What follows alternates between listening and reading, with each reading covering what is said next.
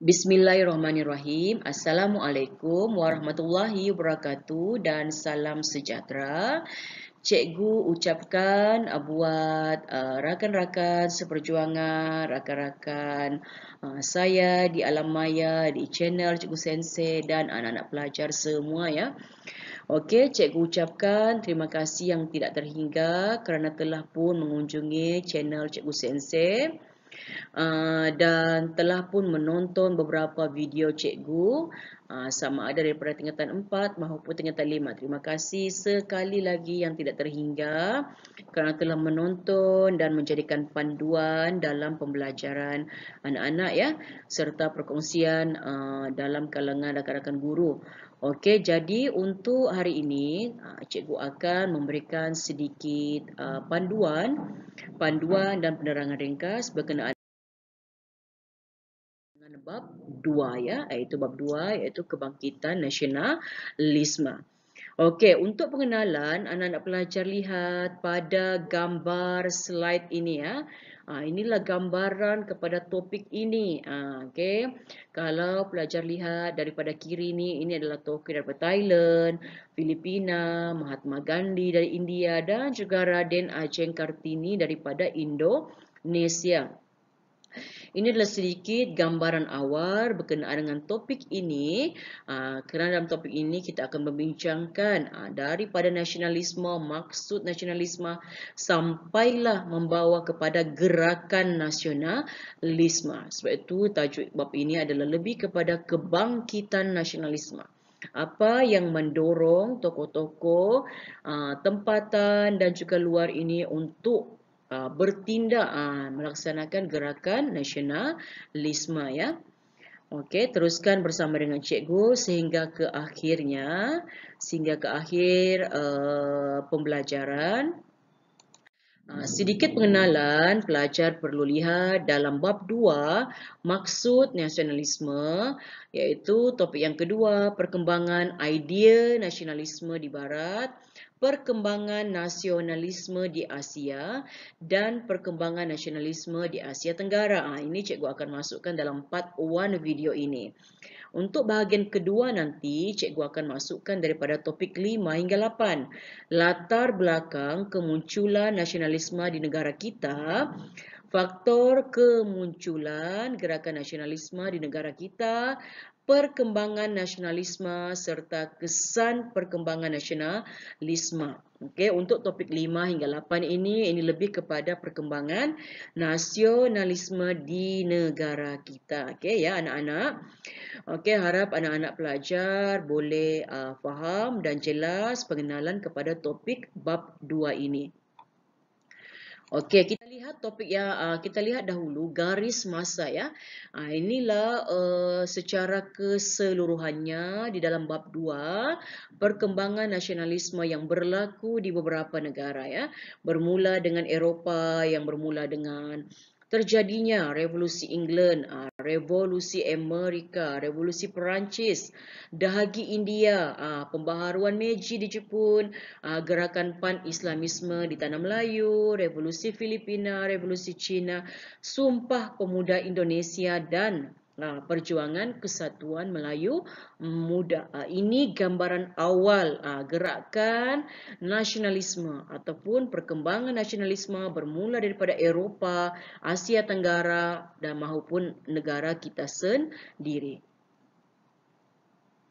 Okey, topik 2.1 adalah maksud nasionalisme.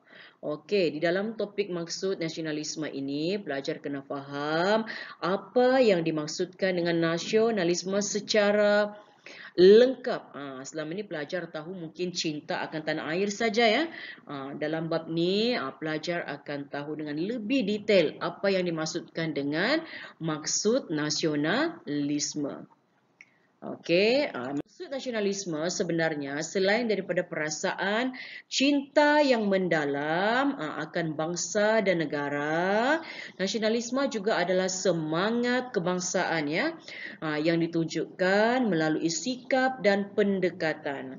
Okey, nasionalisme juga adalah perjuangan menentang penjajah dan membela membela bangsa dan negara, seterusnya membawa kepada gerakan mencapai kebebasan politik, ekonomi dan sosial. Okey, bahawa kita punya pemimpin-pemimpin terdahulu cuba berusaha untuk membebaskan diri daripada penguasaan penjajahan asing. Ini dimaksudkan dengan nasionalisme ya.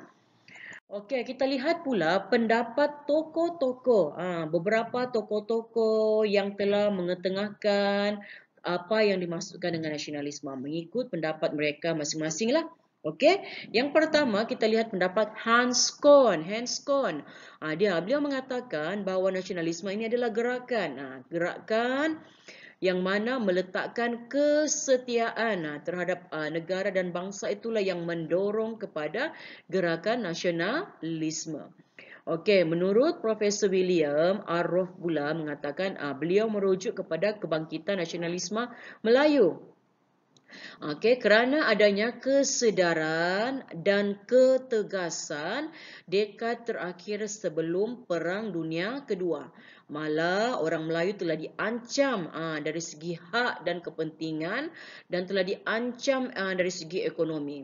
Okey, nasionalisme ini juga disebabkan oleh kebimbangan masyarakat Melayu terhadap ancaman sekularisme barat dan juga imperialisme barat. Itulah yang mendorong nasionalisme di tanah Melayu. Okey, menurut tokoh yang ketiga, tidak asing lagi, Datuk Onn Jaafar, beliau pula mengatakan kita mestilah menzahirkan satu bangsa yang lebih tegap dan kuat, berdiri di atas tapak kaki kita sendiri dan mengambil tempat kita yang sebenar agar kita boleh berdiri bersama-sama dengan bangsa yang tegap dan bersatu. Okey, menurut tokoh yang keempat, Dr. Burhanuddin Al-Helmi, nasionalisme ini adalah perjuangan menentang penjajah melalui persatuan dan perpaduan yang kuat ataupun dipanggil National Front. Okey, segala tenaga menentang penjajah diperlukan untuk mencapai kemerdekaan, namun masih berpegang kepada tata tertib dan kesopanan serta agama Islam demi merebut kembali hak mutlak bangsa kita.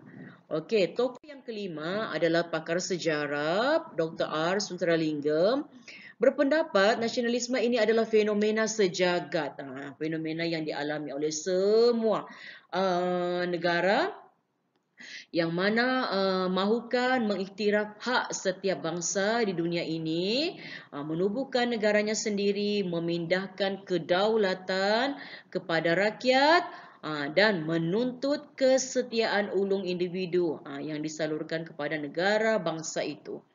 Okey, menurut Profesor Datuk Zainal Abidin Abdul Wahid, nasionalisme ini bukanlah satu gejala yang baru. Okey, hasil penggabungan tanah Melayu oleh British malah telah wujud daripada zaman Melaka lagi. Buktinya telah ada kesetiaan kepada raja. Orang Melayu berpegang kepada konsep kebangsaan yang bersifat tanah Melayuan. Okey, dan menurut pakar sejarah di Malaysia ini, Profesor Emeritus Tan Sri Dr. Khoo Kek Kim, beliau memberi pandangan bahawa nasionalisme dalam konteks sebelum merdeka merujuk kepada perjuangan orang Melayu mendapatkan kembali kedudukan yang unggul dalam negara sendiri. Inilah pandangan ketujuh tokoh berkenaan dengan nasionalisme. Pelajar kena nampaklah perbezaan ya. Pelajar kena nampak apakah perbezaan di antara kata-kata mereka ya. Okey, kita masuk ke topik 2.2. Bagaimana perkembangan idea nasionalisme itu di barat. Okey. Kalau kamu lihat pada paparan slide, inilah gambarannya ya. Gambaran gerakan nasionalisme di Eropah ya. Okey. So, nasionalisme di barat, perkembangan nasionalisme di barat bermula kerana mereka menentang pemerintahan beraja. Pemerintahan beraja ini dianggap sebagai simbol penindasan dan menggugat hak kerana mereka mahukan kebebasan rakyat. Oleh sebab itulah yang telah mendorong terjadinya 3 revolusi yang terkenal di dunia ini. Revolusi England, Revolusi Perancis dan juga Revolusi Amerika ataupun Perang Kemerdekaan Amerika. Okay, kita lihat yang pertama, Revolusi Keagungan tahun 1688 di England. Okey, revolusi ini terjadi kerana rakyat England berkeinginan menegakkan kedaulatan parlimen dan hak asasi rakyat. Okey, yang mana pemerintahnya Raja James II telah membelakangkan parlimen sewaktu menggubal undang-undang. Okey, ahli parlimen masa itu telah bangkit menentang pemerintahan raja berkuasa mutlak dan ahli parlimen telah disokong oleh Mary II dan suaminya Raja William of Orange. Okey, untuk menentang pemerintahan berkuasa mutlak ni. Kesannya Raja James II telah melarikan diri kerana kurang sokongan. Akibat daripada tindakannya yang melarikan diri, maka telah memberikan peluang kepada Mary dan suaminya untuk memegang tampuk pemerintahan yang baru. So, peralihan kuasa berlaku dengan aman tanpa kekerasan. Sebab itulah dipanggil Revolusi Keagungan. Sewaktu pemerintahan Mary dapat dilihat mereka telah mengangkat konsep kedaulatan parlimen dan memantapkan lagi raja berperlembagaan di England. Inilah yang tercetus di England ya. Okey, kita lihat pula yang kedua, Revolusi Amerika tahun 1776. Revolusi Amerika ni lebih dikenali juga sebagai Perang Kemerdekaan Amerika. Okey, revolusi ini terjadi kerana reaksi orang Amerika yang menentang penjajahan British. British dikatakan tidak melindungi hak mereka kerana Amerika sebahagian daripada Empire British. Terdapat 13 buah tanah jajahan British di Amerika. Okey, sebab penentangan mereka, mereka telah menentang Akta Pelayaran, Akta Gula, Akta Teh dan juga Akta Stem yang memungut cukai jalanan. Mereka juga telah melaungkan slogan tiada cukai tanpa perwakilan kerana dikatakan tiada wakil Amerika di dalam Parlimen British. Okey, sedikit cerita berkenaan dengan Akta Teh ini. Kalau pelajar lihat pada paparan gambar ya. Inilah yang terjadi di Boston. Inilah terjadi di Boston sewaktu jamuan teh Boston.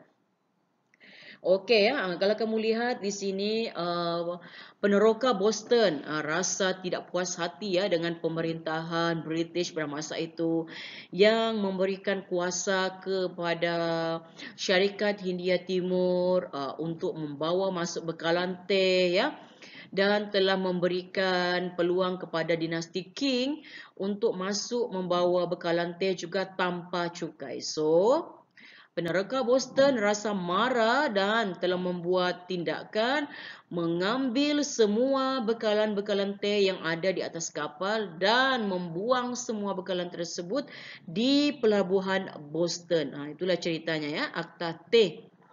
Jadi, pemimpin-pemimpin di tanah jajahan tadi telah menubuhkan kongres yang diketuai oleh George Washington. George Washington inilah yang telah mengisytiharkan perang. Itu dipanggil Perang Kemerdekaan Amerika. Dan Kongres telah meluluskan perisytiharaan kemerdekaan Amerika yang telah ditulis oleh Thomas Jefferson pada Julai 1776. Dalam tulisan Thomas Jefferson, dia mengatakan, jika hak kehidupan, kebebasan dan kebahagiaan tidak dijamin oleh kerajaan, maka penduduk boleh membentuk kerajaan yang baharu. So, revolusi Amerika ini berakhir pada tahun 1783 dan British mengakui kemerdekaan Amerika. 13 buah tanah jajahan tadi telah bergabung membentuk Amerika Syarikat dan melaksanakan pemerintahan demokrasi. Okey. Cerita yang ketiga, Revolusi Perancis. Kita lihat pula. Revolusi Perancis. Rakyat Perancis menentang siapa pula ya? Okey, tercetusnya daripada idea nasionalisme mereka ini, mereka ingin memperjuangkan kebebasan, persamaan dan persaudaraan. Okey, yang mana idea ini telah dikemukakan oleh golongan pemikir Perancis iaitu Jean-Jacques Rousseau dan Voltaire. Okey, menurut Rousseau dalam bukunya The Social Contract, betapa pentingnya ini keunggulan suara rakyat. Kerana dengan suara rakyat sahaja boleh menjamin kesejahteraan masyarakat. Suara rakyat ini dikenali sebagai hasrat umum, iaitu kata sepakat golongan yang mempunyai kesedaran. Betapa pentingnya ini kedaulatan rakyat berbanding institusi raja dan juga birokrasi. Okey, apa yang telah mereka lakukan? Jadi, sasaran golongan revolusi ini sudah tentu adalah pemerintah Perancis, Raja Louis yang ke-16 dan juga golongan bangsawan. Okey, yang mana Raja Louis ini mentadbir secara autokratik dan mereka memiliki banyak keistimewaan dan rakyat terbeban dengan cukai. Jadi, apa tindakan golongan revolusi ini? Mereka telah menggempur penjara Bastille dan telah membebaskan semua tahanan politik. Raja Louis digulingkan dan berakhirlah pemerintahan beraja di Perancis dan muncullah pemerintahan Republik Perancis. Peraja boleh lihatlah pada gambaran suasana pada masa itu ya, penjara Bastille dirempuh, lepas tu di Raja Louis dibawa ke tempat guillotine ya. Okey. Seterusnya kita lihat pula 2.3, bagaimana pula perkembangan nasionalisme di Asia. Kalau tadi kamu tahu tentang idea nasionalisme awal di Eropah dengan 3 revolusi tadi. Ini kita tengok pula bagaimana cerita peristiwa nasionalisme ini di Asia. Okay? Kita lihat beberapa negara ya, contoh beberapa negara. Okey, yang pertama kita lihat situasi di India. Bagaimana peristiwa nasionalisme bermula di India. Okey, nasionalisme di India bermula kerana reaksi penduduk tempatan akibat dasar imperialisme British ya. Okey, maka terjadilah Dahagi 1857 iaitu kebangkitan rakyat tempatan yang menjadi titik tolak nasionalisme di India. Pada awalnya, gerakan nasionalisme di India ini lebih berfokuskan kepada isu sosio-agama yang digerakkan oleh Brahmo Samaj dan juga Arya Samaj. Mereka pertubuhan mereka menggiatkan rasa kecintaan terhadap budaya tempatan yang terkesan akibat pengaruh budaya Barat. Okey, pada hujung abad ke-19 pula, perkembangan pendidikan barat telah munculnya golongan intelektual yang mana mereka telah merancang gerakan nasionalisme yang lebih tersusun dan mereka telah menubuhkan parti-parti politik untuk menyuarakan pandangan mereka. So, pada tahun 1885 tertubuhlah Kongres Kebangsaan India ataupun Indian National Congress INC. Okey, pada awal abad ke-20 pula gerakan nasionalisme bersifat radikal sedikit, keras ya. Yang digerakkan oleh Bal Gangadhar Tilak dan Bipin Chandrapal. Yang mana mereka sangat bersemangat menentang militan British. Okey, seterusnya selepas Perang Dunia Kedua pula, Parti Indian National Congress tadi telah melaksanakan dasar tidak akan kerjasama dengan British. Pelopor kepada gerakan ini adalah Mahatma Gandhi. Beliau telah melakukan kempen Satyagraha. Satyagraha ya, yang memakai pakaian tu, pakaian yang menutup sahaja tu putih. Maksudnya tak mau sokong. Semua produk-produk barat tidak disokong. Sebab itu diorang pakai Satyagraha. Jadi INC ni tadi dan juga Liga Muslim telah membentuk jawatan kuasa khas dan mereka telah merangka rancangan pembahagian India antara India dan Pakistan. So, 14 Ogos 1947 Pakistan telah merdeka dan Muhammad Ali Jinnah. Inilah tokoh Muhammad Ali Jinnah telah menjadi Gubernur Jeneral Pakistan.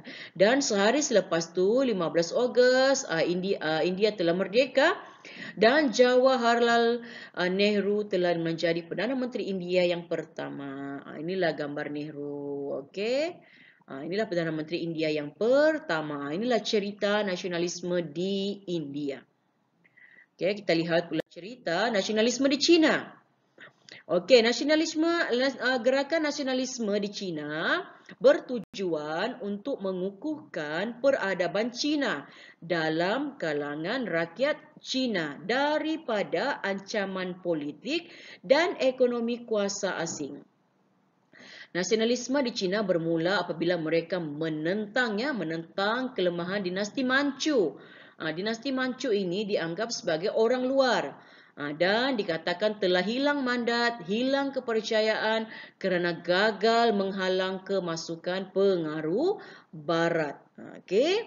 Jadi dapat dilihat di sini gerakan nasionalisme di China bersifat anti Barat. Mereka sangat menentang campur tangan Barat di China. Dan tokoh yang menggerakkan nasionalisme ini adalah Dr. Sun Yat-sen. Yang memegang 3 prinsip rakyat. Dan ideologi perjuangannya adalah nasionalisme, demokrasi dan kebajikan. Beliaulah telah mengasaskan gerakan revolusi Cina pada 1911 dan berjaya menumbangkan dinasti Manchu. Selepas tu muncullah pemerintahan republik di China. Inilah tokoh di nasionalisme di China, Dr. Sun Yat-sen. Seterusnya kita lihat pula nasionalisme di Utsmania dan juga Mesir. Bagaimana pula gerakan nasionalisme daripada Turki, Utsmania dan juga Mesir ya.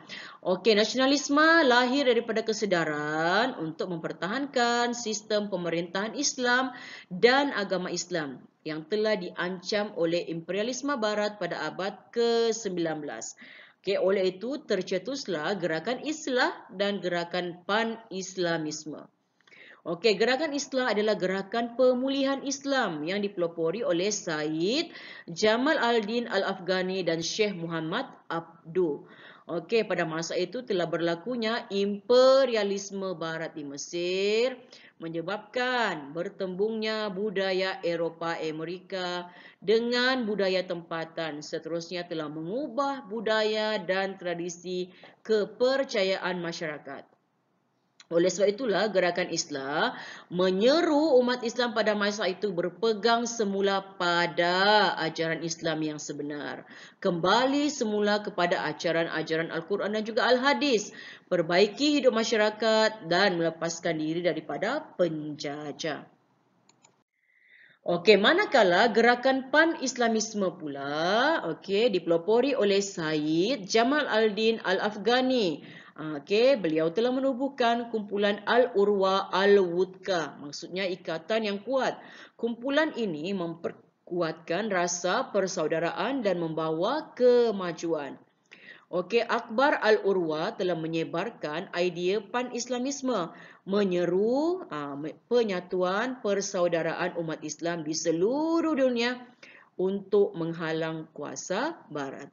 Jadi pada tahun 1914 Empire Uthmaniyah telah keluar menyeru umat Islam yang ditindas bangkit berjuang bersama, dan Khalifah Abdul Hamid II telah menggerakkan idea Pan-Islamisme ini disokong oleh umat Islam seluruh dunia, seterusnya mempengaruhi perjuangan Tok Janggut di tanah Melayu. Kita lihat yang seterusnya di mana nasionalisme di Jepun. Nasionalisme di Jepun pula berbeza sedikit. Nasionalisme di sini di Jepun digerakkan oleh pemerintah Jepun yang mahukan kemajuan. di samping mengelakkan ancaman imperialisme Barat. Okey. Maharaja Mikado Meiji tahun 1868 lah yang mahukan kemajuan ya di Jepun. Dia telah membuat gerakan pemulihan Jepun dan dia lebih berfokuskan kepada pemodenan Jepun mengikut model Barat supaya Jepun dihormati oleh Barat. Okey, Meiji telah melaksanakan prinsip dan juga semangat Bushido yang menjadi asas kepada nasionalisme rakyat dan juga pemerintah era Meiji.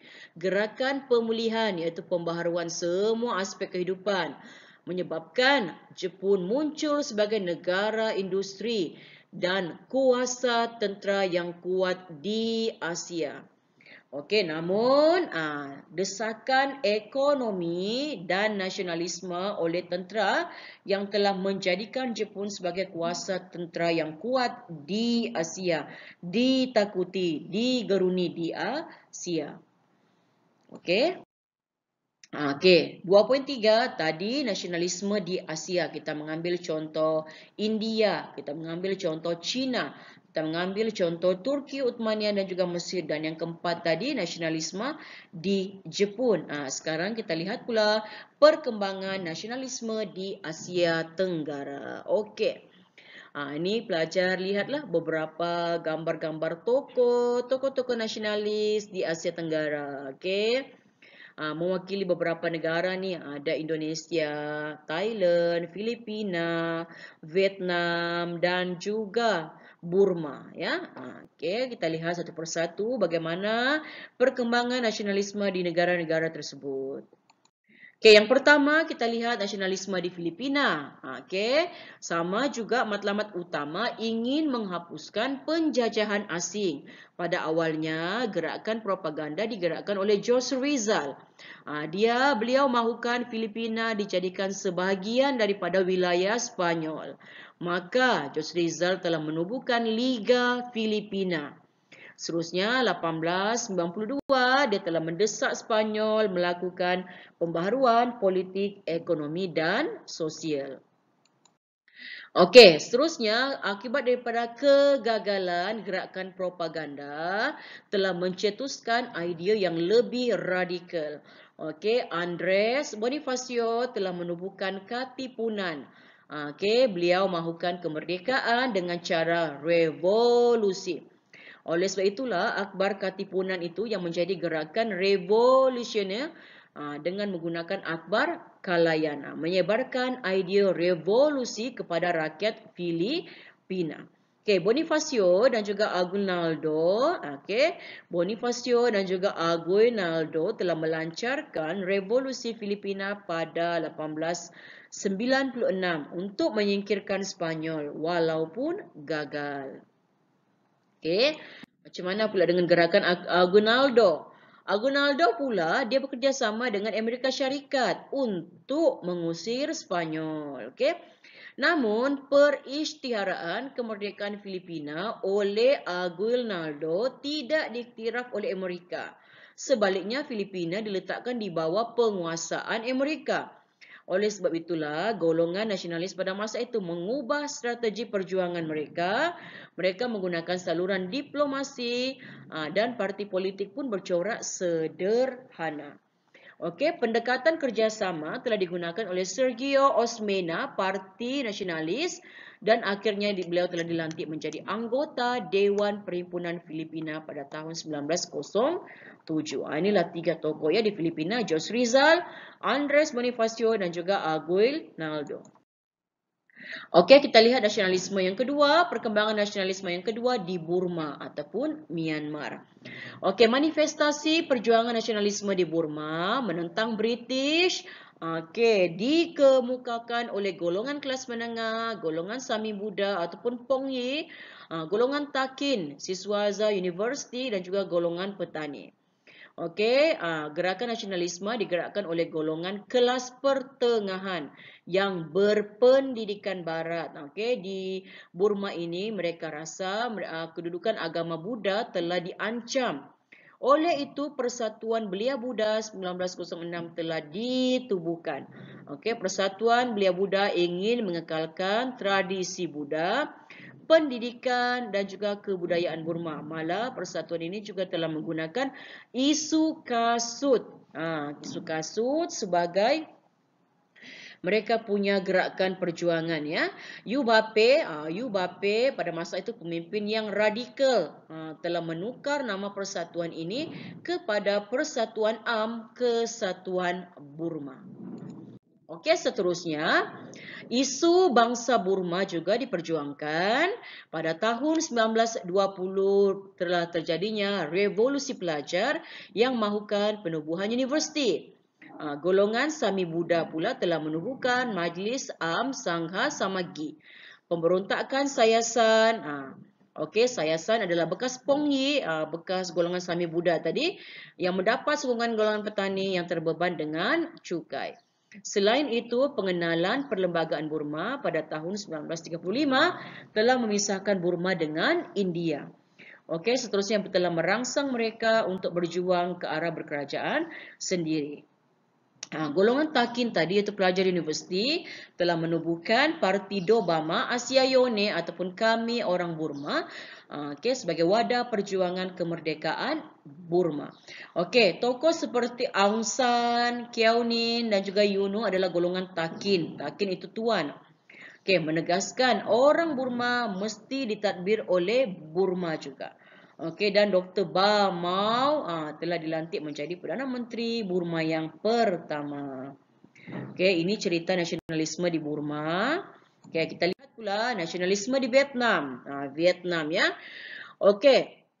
Nasionalisme di Vietnam bermula apabila berlakunya perubahan sosio-politik dan juga ekonomi selepas kedatangan Perancis. Digerakkan oleh golongan bangsawan dan pegawai golongan Mandarina. Mereka mahu memulihkan semula sistem beraja. Muncullah golongan intelektual yang mempunyai kesedaran politik dan gerakan anti Perancis ya di Vietnam. Okey, mereka punya idea perjuangan telah disalurkan melalui akhbar Tribune, Indich dan juga Cloche Philly yang mengkritik penindasan Perancis dan menuntut hak rakyat. Okey, gerakan nasionalisme selepas Perang Dunia Kedua lebih berfokuskan kepada gerakan revolusi. Tercetusnya dua fahaman, ideologi nasionalisme dan juga ideologi komunisme. Kalau ideologi nasionalisme, telah tertubuhnya Parti Utama Vietnam Quoc Dang Dang ataupun Parti Nasionalis Vietnam oleh Nguyen Tai Hoc. Manakala ideologi komunisme telah dibawakan oleh Parti Komunis Vietnam oleh pelopornya Ho Chi Minh. Ini ya. Ada dua fahaman ya di Vietnam, iaitu fahaman komunis dan juga nasionalisme. Iaitu pada awalnya Vietnam itu terbagi pada dua ya. Satu adalah aliran komunis, itu Vietnam Utara ya. Okey, kita tengok yang seterusnya di Vietnam. Okey, perjuangan Vietnam Quoc Dang Dang. Ini tadi nasionalis, ideologi nasionalisme ya. Okey, perjuangannya demokrasi, nasionalisme dan sosialisme. Okey, pemberontakan pada tahun 1930 untuk mengusir Perancis dan mereka telah menubuhkan Republik Vietnam. Perancis telah menubuhkan gerakan ini dan telah menangkap pemimpin Vietnam Quoc Dang Dang dan telah menghukum bunuh Nguyen Tai Hoc. Selepas itu telah tercetusnya gerakan revolusi yang telah dicetuskan oleh Ho Chi Minh. Ho Chi Minh telah mengisytiharkan kemerdekaan Republik Demokratik di Hanoi, Vietnam Utara. Ho Chi Minh adalah presiden yang pertama di Vietnam Utara, komunis tadi ya. Manakala di Vietnam Selatan yang berpusatkan di Saigon, telah menerima pengaruh Perancis dan juga Amerika. Gerakan menentang Barat ini diteruskan sehinggalah Republik Vietnam 1976 dibentuk. Okey. Kita lihat pula nasionalisme di Indonesia. Okey, pada awalnya nasionalisme di Indonesia berkisahkan isu-isu pendidikan untuk mengubah nasib rakyat kerana tekanan dasar penjajah Belanda. Muncullah tokoh wanita iaitu Raden Ajeng Kartini yang mahukan pendidikan wanita juga dimajukan. Oleh itu, Ibu Kartini ini suka menulis ya, suka menulis. Jadi bila beliau menulis, maka suratnya akan diutuskan kepada rakan-rakannya di Eropah dan kawan-kawannya lah yang telah membukukan surat-suratnya itu dan menjadi buku yang hilang gelap, terbitlah terang dan telah diterjemahkan ke dalam bahasa Inggeris iaitu penulisan seorang putri Jawa, Letters of Javanese Princess ya. Okey, di dalam buku beliau juga telah mendedahkan dasar diskriminasi Belanda yang menindas yang telah membawa kepada kemunduran bangsa Indonesia. Okey, peringkat yang lebih radikal pula munculnya pertubuhan yang lebih tersusun iaitu Muhammadiyah. Kalau Muhammadiyah lebih berfokuskan kepada isu agama Islam, mempertahankan agama Islam dari ancaman sekularisme barat. Okey, manakala gerakan yang lebih radikal diperjuangkan oleh Sarekat Islam, Parti Komunis Indonesia, Parti Nasionalis Indonesia oleh Soekarno. Kerana Soekarno lah Parti Nasionalis Indonesia menjadi lebih berpengaruh. Okey, dan kita lihat, ini pada tahun 1928 telah tertubuhnya Kongres Pemuda Indonesia. Lahirnya ikrar mereka itu Sumpah Pemuda menjadi tonggak nasionalisme. 3 asas dalam sumpah mereka iaitu 1 tanah air, 1 bangsa, 1 bahasa. Okey, sementara itu Soekarno pula mempelopori pembentukan Permuafakatan Perhimpunan Politik Kebangsaan Indonesia ataupun PPPKI. Okey. Dan PPPKI ini telah menggabungkan organisasi dan parti politik Indonesia yang mana matlamat mereka ingin memperjuangkan kemerdekaan Indonesia. Okey, kita lihat yang terakhir, nasionalisme di Thailand. Nasionalisme di Thailand berbeza sedikit dengan gerakan nasionalisme dari negara lain. Okey. Mereka juga bersifat anti penjajah. Mereka bersifat anti penjajah dan memperjuangkan kemerdekaan. Nasionalisme Thailand dipelopori oleh Raja Thailand yang melaksanakan dasar pemodenan ya, pemodenan. Contohnya Raja Mongkut. Raja Mongkut ini telah membuat hubungan baik ya dengan barat, contoh British, Amerika dan juga Perancis. Raja Mongkut telah melakukan pemodenan dalam pentadbiran Thailand. Penasihat barat dibawa untuk melatih pegawai-pegawai Thailand. Contohnya dalam bidang keuangan, pelabuhan, kastam, ketenteraan, polis. Malah guru pun turut dibawa daripada barat dan melaksanakan sistem pendidikan barat. Inilah image Thailand ya yang ingin mereka bentuk iaitu bersahabat dengan barat. Seterusnya dasar pemodenan Mongkut ini diteruskan oleh Raja Chulalongkorn ya, Raja Chulalongkorn. Inilah faktor kenapa Thailand menjadi negara bebas daripada ancaman barat. Dia mengamalkan dasar buka pintu, terima saja dengan baik unsur-unsur dari barat. Okey, seterusnya nasionalisme dalam kalangan rakyat timbul pada zaman Raja Wajiravut. Okey, Raja Wajiravut ni pula pemimpin yang lemah. Okey, jadi rakyat gelisah kerana pada masa itu penguasaan politik oleh kerabat-kerabat diraja ya. Nai Pridi Panomyong dan juga Field Marshal Pibul Songkram telah menubuhkan Parti Rakyat dan juga Revolusi Thai 1932. Revolusi Thai 1932 ini telah menamatkan pemerintahan raja berkuasa mutlak dan di Thailand telah digantikan dengan pemerintahan raja berperlembagaan. Dalam konsep ini, raja sebagai kedudukan tertinggi dan raja tidak campur tangan dalam urusan pentadbiran kerana dijalankan oleh Perdana Menteri. Okey, seterusnya Nasionalisme seterusnya akibat rasa tidak puas hati rakyat juga. Kalau tadi terhadap raja yang tidak apa ni? Tidak cekap. Ini pula mereka punya gerakan nasionalisme kerana tidak puas hati dengan kapitalis barat dan orang Cina yang monopoli ekonomi. So, Pibul Songkram sebagai Perdana Menteri pada masa itu telah meluluskan undang-undang menyekat penguasaan ekonomi orang Cina. Malah menggalakkan pribumi Thailand sendiri yang melibatkan diri dalam ekonomi. Semasa Perang Dunia Kedua juga, pemimpin Thailand telah melaksanakan dasar bekerjasama dengan Jepun menyebabkan Thailand langsung tidak dijajah oleh Jepun. Thailand telah mendapat hak semula terhadap wilayah di Indochina dan negeri utara Tanah Melayu.